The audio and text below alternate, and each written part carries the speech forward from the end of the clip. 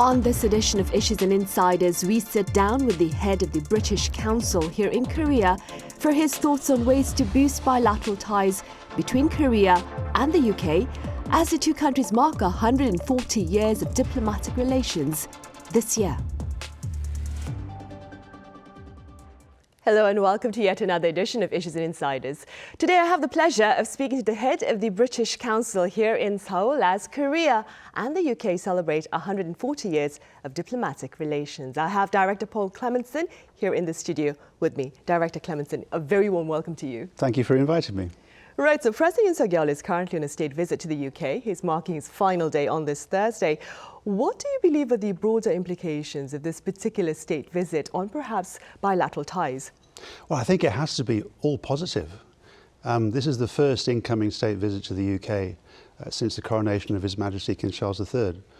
So it is quite an occasion and quite a symbolic occasion for Korea-UK relations that President Yoon should be the first.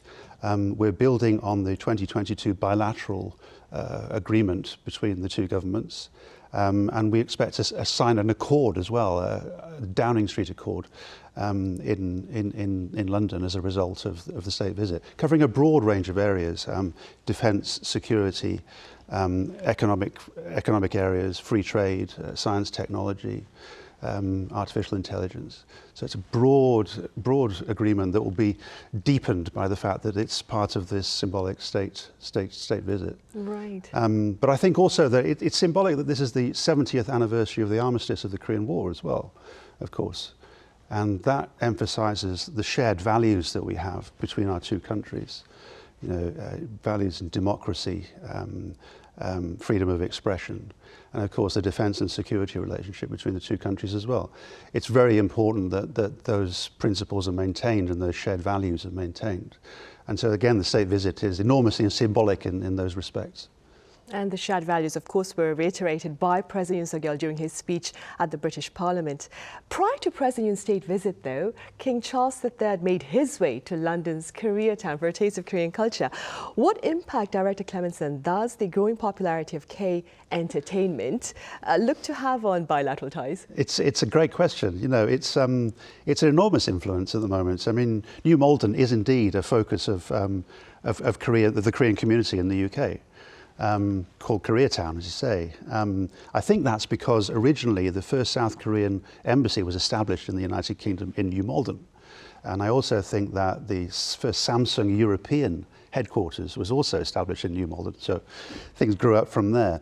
You know, the Hallyu, the Korean wave, is enormously positive in terms of projecting the confidence and the positivity of the Korean people, you know, because this is a people-to-people influence as much as it is a diplomatic ties influence. It kind of reminds me, I hope it's not too presumptuous of me to say, but it reminds me of the era of the 90s when the UK experienced a similar kind of thing. The era of Cool Britannia, you might recall that, I don't know, perhaps you're too young.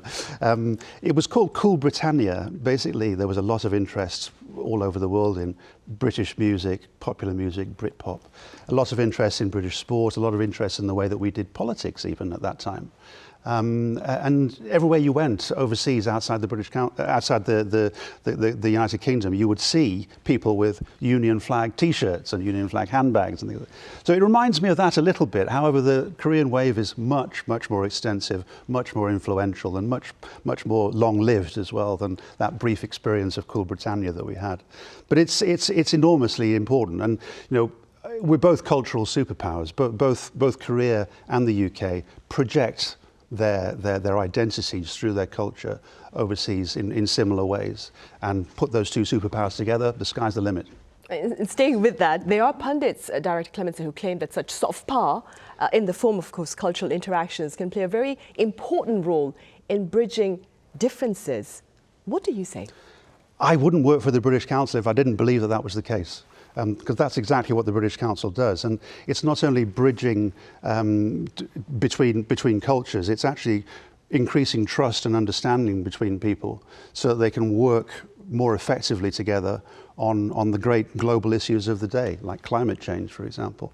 That, to me, is the real value of cultural relations, and that's why the British Council exists. You know, we create connections between people and build trust and understanding between people in the UK and people overseas. That's what we're all about. I would take issue, though, with the phrase soft power. That is something which I personally find a little bit problematic in my role in the British Council, because everything that we do is mutually beneficial. That is a key to it. Both sides, if you like, in the relationship need to get benefit from the common undertaking. Soft power suggests perhaps a zero-sum game, suggests a projection of power in order to achieve an objective by one of the parties. That's not the game we're in at all. You know, we're in the game of mutual benefit, and we call it cultural relations in the British Council, and that's what we do. Right, in boosting bilateral interests then. Absolutely. Broadly speaking, Director Clementson, what do you suppose has been the driving force behind diplomatic relations between Korea and the UK over the past 140 years?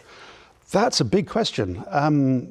You know, when the treaty was first signed 140 years ago, as you know, it was focused on free trade. It was focused on economic issues, and of course, a lot has changed over the 140 years since since the signing of that treaty. We've come through a period where we've established, as I've mentioned, shared values, particularly in the era after the Korean War.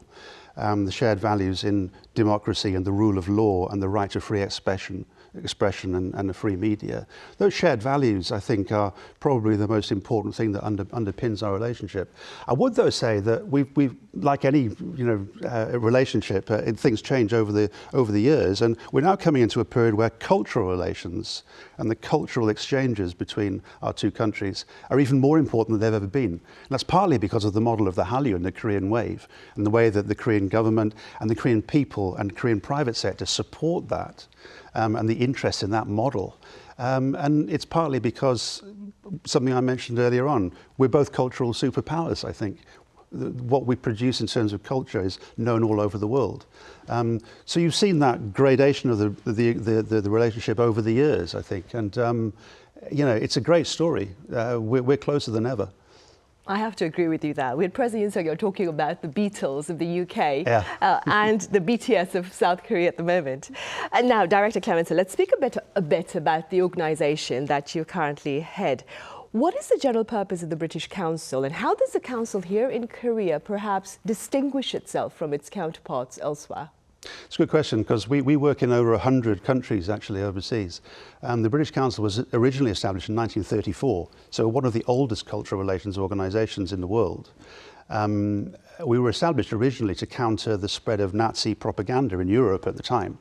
Now clearly our mission and the way that we do things has come a long way since then. But I've mentioned, you know, our mission, our objective is to build connections and trust and understanding between people in the United Kingdom, it's all 4 countries of the United Kingdom, and people in countries overseas and other countries. And we do that in 3 main ways. We work in 3 main areas. We work in the English language, we work in education, and we work in arts and culture. And of course, every country is different, so you get a different mix of those 3 areas in each country that we work in. You get different approaches, and you get different priorities given to the areas of work that we do. I mean, here in Korea, the obvious area for us to work in is English language, and we do. This is our focus. We have 4 centres in Seoul. All of them teach high-quality English language. We've got a wonderful group of professional, well-qualified English language teachers who do a marvellous job for us. So we have 4 centres. 3 of them are actually aimed at young learners, and 1 of them at adults. So that's a big area of our work, and that's very much responding to the needs of the Korean people. They want that quality English language tuition. In another area of English, we also support Korean teachers in Korean schools of English. And in order to reach as many people as we can, we do that online a lot. And we have a program called English Connects, which basically makes connections between the online English language teaching materials that the British Council has on its website, which are hugely extensive and effective, marvellous stuff on there. Connections between that and the English curriculum in Korea, so that the teachers can see the direct connections between the two, use those materials more effectively and teach more effectively in the classroom. End result being that Korean students learn more effectively. So we're doing a lot of that kind of work as well. Much of that is online. We're looking at trying to restart some face-to-face programs as well, but much of it is online. But the advantage of that, of course, is that you can reach hundreds and hundreds of teachers, which we do. Right. So that's in English. We also like to think that we offer enormous opportunities to students in Korea in terms of examinations as well. So we focus on IELTS, which I'm sure you've heard of, English Language Assessment Standard. So we do a lot of IELTS tests. We probably did in excess of 12,000 last year, and we're looking to increase that amount. And each one of those exams is an opportunity for someone to pursue their dreams overseas. Each time that happens, it's someone developing their approach, themselves and their education, and taking advantage of what we're offering in order to better themselves. So it's a marvellous story. Arts and culture, absolutely. The partnerships that we have in arts and culture in Korea are very, very strong. We work very closely with the Korea Foundation, for example, and we have a project with them called Creative Commissions, and that is basically looking at the ways we can bring together Korean artists and UK artists to work together on digital artworks around a theme of climate change. And we've been doing this for some years very successfully. And those artworks are, of course, displayed very prominently. The Korea Foundation's exhibition at the Dongdaemun Design Plaza this year included those works. And of course, they're exposed online as well, which is fantastic. So those are the kinds of partnerships we put together. That's at one end of the scale with the arts and culture. We also like the big splash stuff as well. Now, you may have heard of the National Gallery's touring exhibition, which was at the National Museum of Korea. Absolutely marvellous display, and so well situated as well by the National Museum. Now, that was a partnership between the National Gallery and the National Museum of Korea that we were really pleased to be able to support the brokering of, to give advice on the best way of negotiating that, and smooth the way, basically, for the National Gallery.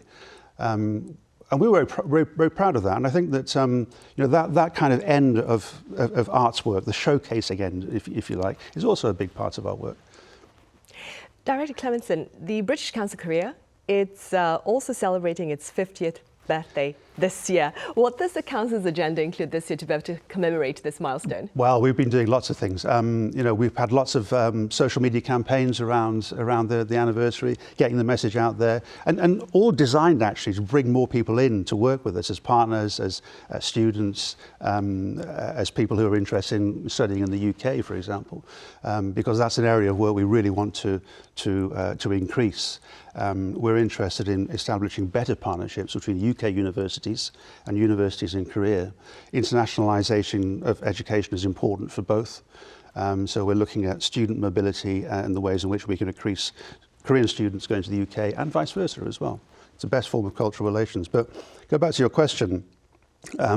We've been doing an awful lot. As I say, online campaigns. We've had lots of parties at our teaching centres that have been great fun. Invited people, students and parents and our partners as well. That's been a lot of fun. I think what we're trying to do more of is focus on, I think, the problems that can be solved by cultural relations, by better understanding and trust across country boundaries. One of those is climate change. So I did a couple of talks actually for Korean students around the theme of climate change. They were very well attended. Hundreds of students came to them. And what we're trying to do there is give Korean young people a voice and remind them that they have a voice in contributing to solutions around these global problems. And of course, I was presenting what the UK does in this area as well, in comparison to efforts in Korea to tackle issues like net zero and how carbon credit system works and that kind of thing. It was very interesting to see how engaged they were and really heartening to see how they appreciated the opportunity for their voice to be heard on issues like that. So that was an important theme for us, and that was also part of what we were doing to celebrate our anniversary. But look, we're looking forward to another 50 years here, so there's a lot more to do. So are we. Has Korea's interest, you suppose, in British culture and education, Director Clementson, been consistent over the years, or have there been fluctuations, would you say? Well, I think like any relationship, there are fluctuations. I think I see more of the constants, actually. But the fluctuations, I mean, I could go back to my example about Cool Britannia. Back in those days, the UK, perhaps culturally, in terms of projecting itself on the world stage, was ahead of Korea. Only briefly. And then, of course, when the Hallyu hit us, that was obviously well in excess of the influence that we had back in the days of Cool Britannia. But I think, you know, the relationship sometimes is slightly unbalanced in that way. Another area that has changed for us over the years in the work that we do, I mentioned student mobility, is we think that we have the best higher education system in the world. We think we have the strongest, most reputable universities. We think we're a great choice for overseas students. But there is competition. There's obvious competition from colleges and universities in the United States, Australia, Canada, all legitimate competition. And sometimes you'll find that the other markets are getting a bigger share of a finite market than we are ourselves for the UK. So we up our game, we explain better, we give more information, and our aim is to get more people to go to the UK. But that, again, is a way that we fluctuate a little bit in terms of the cultural relations between the countries. But it really is the constants that stick in my mind. For example, the English language. The English language has increased enormously in importance in people's minds over the last 50 years, since we've been in Korea even, especially in terms of a lingua franca, an international language, a natural second language almost, a language of international communication. So that's been a big change over the last 50 years. But there's no fluctuation there, it's increased in importance. And we have tried to respond as an organisation to give people in Korea the opportunity to learn English. And I think also another part of the consistency in the relationship is, well, two things really. The respect that I think a lot of people in Korea have for the UK's ability in science, technology and research. And also the respect for the UK's innovation in art and artistic approaches as well. Hence our partnership with the Korea Foundation on digital artworks. I think that is a constant. And Koreans are, in my view, what I've seen, the evidence I've seen, very interested in up-and-coming artists from the UK.